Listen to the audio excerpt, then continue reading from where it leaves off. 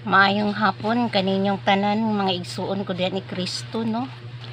Ani ano sa bako karon, magasangyaw kaninyong tanan may tungod sa maayong balita gikan sa Biblia.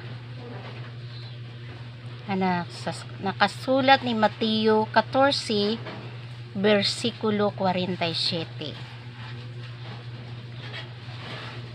Ang paghari sa Dios sa mausab sa usa ka baling nga gitaktak didto sa dagat og nakakuha sa tanang matang sa isda.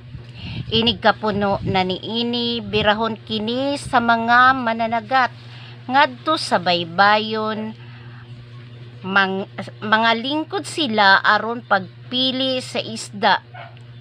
Ang mga maayong isda isulod nila sa ilang mga sudlanan ug ang walay pulos ilang ilabay.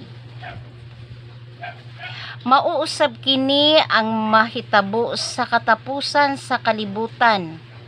Moanhi ang mga anghel aron ilain nila ang mga daotang tawo gikan sa mga maayo. Unya itambog nilang mga daotan ngadto sa hudno nga nagdilaab didto manghilak sila og magkagot ang ilang mga ngipon.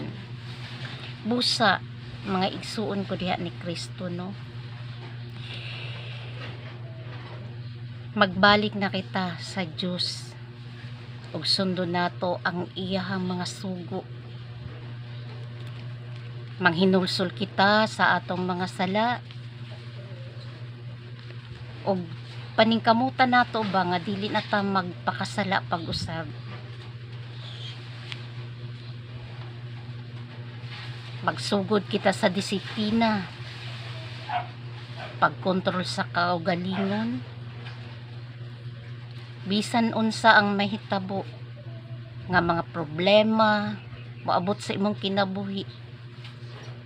Tawagon lang nato ang Dios sa mansalangit og ang Dios anak og ang Diyos Espiritu Santo mag-uban ka natong tanan sa kanunay bisan nasa patapaingon.